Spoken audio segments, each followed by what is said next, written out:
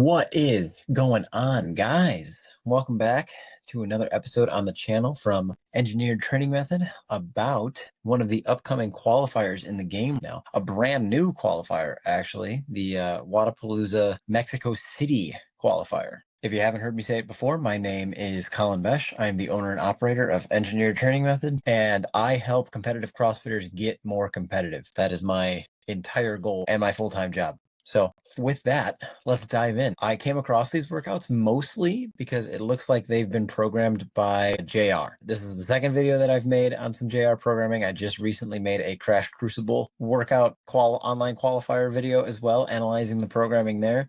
And I was pretty close to being spot on to what the top 10 was going to look like, and as in like what the top scores were going to be to get you to the top 10. So if you go check that video out as well, you can kind of see that I break things down, or how I break things down, but we're going to dive into it here as well. Okay, so now that we got that out of the way, workout number one, we've got 4-time 1 up to 10 bar muscle ups, wall walks, and cleans. The elite division is 185 for guys and 135 for ladies. The RX division 155, 105. Intermediate, we've got chest to bar and wall walks and cleans at 135, 95, and then so on and so forth down through teens and masters. So to get into this, first things first, the timing on this workout, if we're looking at like what the most efficient or like the best possible movers are going to be looking at here, it's about a 12-minute workout. So the time cap's 18 minutes, as you can see, but the 12 minutes is probably going to be like what the most efficient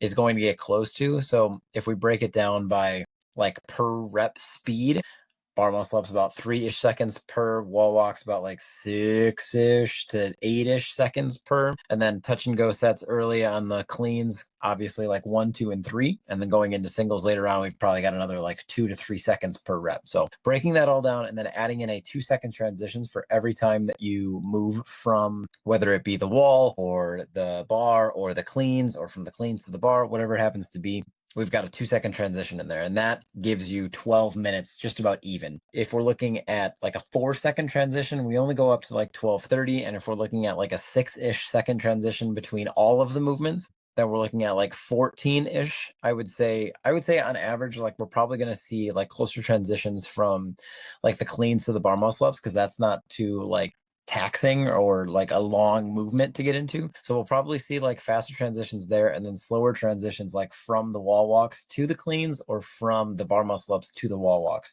just because we've got to get up and down off the ground, and sometimes people's walls aren't as close to pull-up bars as they happen to be, or whatever else the case may be. So I did the timing with like half 6-second transitions and half 4 seconds transitions, and that's 13:30. So in theory, I think a good time on this one probably going to be between the 12-minute mark and the 13-minute mark would be my guess. Like I would say like a top time is probably going to be like 12:45. And I just say that just because like nobody is perfectly efficient at everything. So like I don't, unless we're looking at games athletes here, I don't think that 12 minutes is necessarily going to be possible, or sub 12. I think we'll see probably like 12:35 to 12:45, somewhere in that range. And that's looking at both the elite and the RX division. I would say this workout is 1 in the transitions. Those movements don't have a big barrier of entry when you're going for like an elite level competition like this. So I would say it's 1 in how fast you can transition like consistently, obviously up until the like sets of 8, 9, 10, stuff like that. So I would say more so between, besides muscle endurance on wall walks, like if you have the muscle endurance to do 55 of them pretty consistently, then it's 1 in the transitions. And if you're going to be a top time on this, you probably have the muscular endurance. All right, workout 2, we've got 7 rounds of 49 double unders and 7 50-foot shuttle runs with a 25-foot out, 25-foot back, with an 11-minute time cap. All divisions are doing this workout the exact same way, which is kind of like one of the most interesting parts of this competition in general, is that there's like most Wodapalooza competitions, there's not necessarily like an RX scale to things, if we want to put it in like a super fancy term there, but there's not usually an RX scale. Only because like RX and elite are fairly similar, especially when it comes to things like Wodapalooza. And I don't know if they're just not expecting a ton of people to sign up for this one or not, or what the exact like play is, but it just doesn't seem like there's a lot of new like differences usually between elite and RX. But this one there happens to be, like we just saw on workout 1, being like 185 for guys for elite, 135 for ladies, and then 155, 105 for RX, because it's a different division. Whereas like in normal Wodapalooza we see, or like Miami Wodapalooza, I guess, because there's 3 now. Miami Wodapalooza, we see like the same workouts, and just like if you're below 20, top 20 go to elite, and then 21 through 50 or whatever it happens to be go to RX. Because like I said, I don't think there's that massive of a difference, and like they're going to invite who they want to invite anyway, so they aren't going to invite as many top athletes for the elite, hence why there's like some different standards. Anyway, workout 2, let's dive into it here. So 7 rounds for time, 49 double unders, 7 shuttle runs with an 11-minute cap. That is in total 343 double unders and 49 total shuttle runs. If you break this down with a very fast transition, like almost no transition, because you can just drop the rope and jump into shuttles, the timing breaks down to about 8:40, 8:45. And I think that like that might even be generous. I think that we could see like 8:30-ish on this one. Not a big barrier to entry. You either have the skills or you don't. So if you have the skills, then it's just how fast you want to push those shuttle runs. So I would really focus on your footwork back and forth, and I would dial that in before tackling this one. This one is probably one that you can tackle multiple times, unless you're somebody that like whose calves blow up on double unders. But I would say to dial in your footwork as much as you possibly can, because it is a race on those shuttle runs. Everybody can do double unders. Everybody can do double unders pretty quick, but it is a race on those shuttle runs for how much you can hold on. We should be about 6-ish. I would say 6 is a fast shuttle. So if you can hang on to like a 6-second shuttle run, that's 50 feet in 6 seconds. That's pretty good. And I would say that you're probably in a pretty good range to qualify around elite or RX if you're hanging on to like 6 or 7-second shuttle runs. So I think a good goal here is to obviously stay smooth in the double unders as much as we can, and then that race that 6 to 7-second shuttle run, score around like 8:45 to 9-ish minutes with that 11-minute time cap, and you should be good to go. Workout 3. This one is probably the most math involved, obviously, because it's an AMRAP. We've got a 20-minute AMRAP of a 21-calorie row for guys, 18 for ladies, 15 toes to bar, and 9 squat snatch. Once again, there are some nuance between elite, RX, and intermediate in the amount of weight on the squat snatch, but other than that, it's the same workout. It is always 21 cals, 18 cals for ladies, always 15 toes to bar, and always 9 of the squat snatch. So like the timing makes sense like one way or another, whether you're elite or RX. So I don't think that there's necessarily going to be like major discrepancies between like the top times in elite and RX in this case. So let's break it down.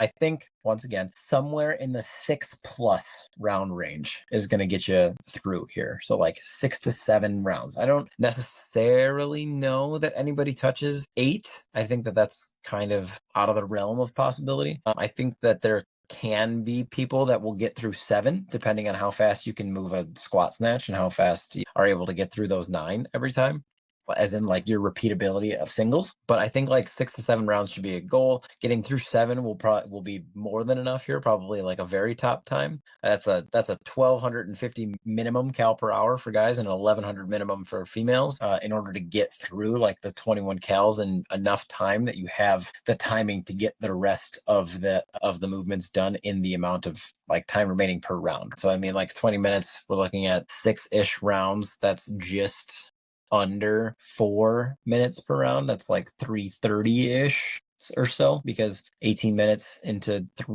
6 rounds would be 3 minutes a round. So we add another 2 minutes on there, roughly like 3:20-ish, 3:30-ish probably. Yeah, 3:20 exactly. So we obviously want to go as unbroken as possible on the toes to bar for as long as we can. 6 rounds is roughly 90 reps on the toes to bar, so not an absolutely crazy amount. But I do think that the added fatigue of like having to row and then go into toes to bar will make a pretty massive difference in your ability to like close your hip flexors, basically.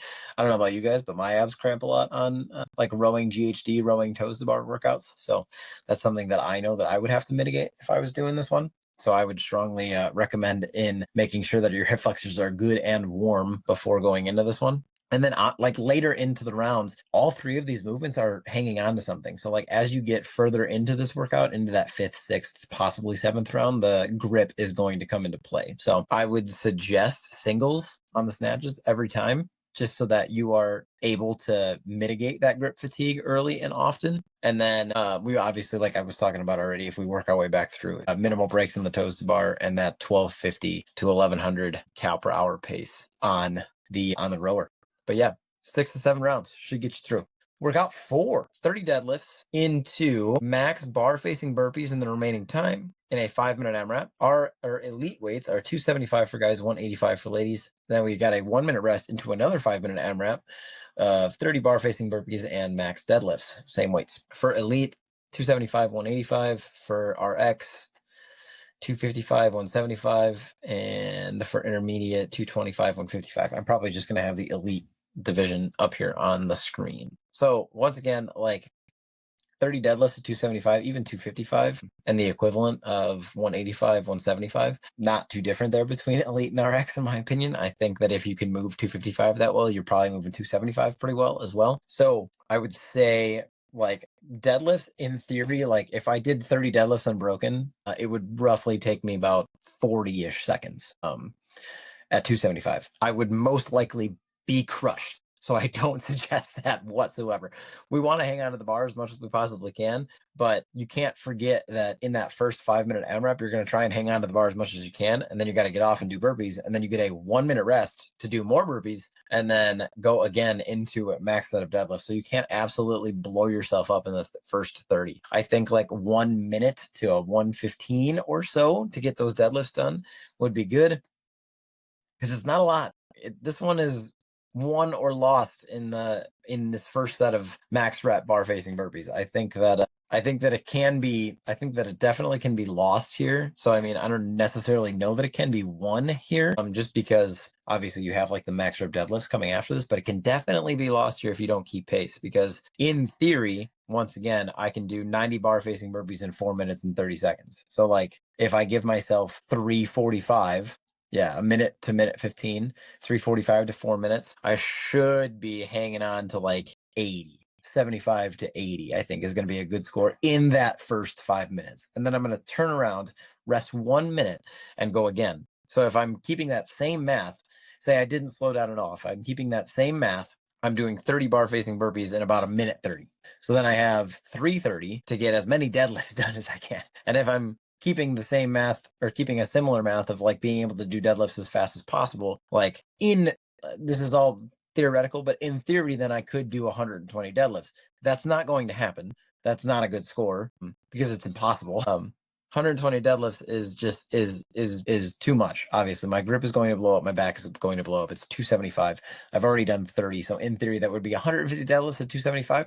Not going to happen. I do think, though, that like 40 to 50, maybe more, is slightly more, is probably going to win that workout there. So if we're looking at 70-ish bar facing burpees to 50 deadlifts, 120 reps total then, because I don't think the 30 and 30 count toward your score in this one. So I would have to double check that, to be honest with you.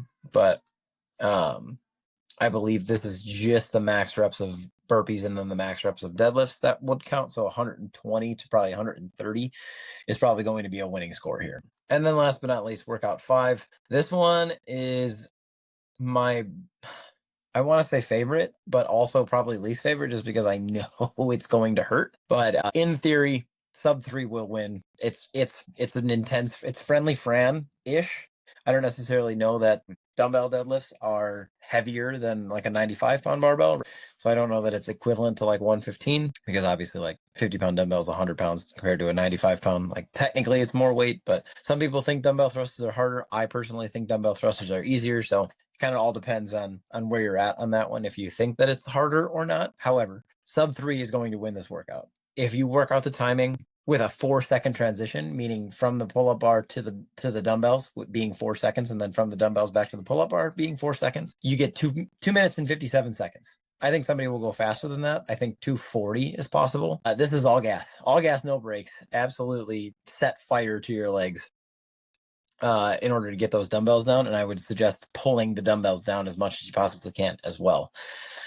So yeah, I think 257 is going to be like a good score. I think 240 is possible to win the workout or I think sub 3 definitely qualifies you. I think you could probably go up to like 315-ish to probably still qualify. I don't know that I would go much higher than that.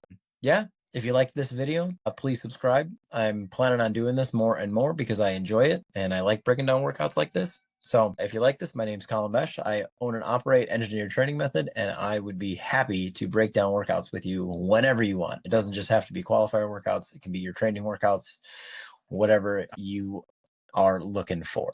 Don't forget, I'm an elite coach as well. So the goal is to get people to semifinals. So if you want to try and go to semifinals and you feel like this detail-oriented approach is for you, reach out to me on Instagram. Just DM me the word ready and we'll go from there. See you guys.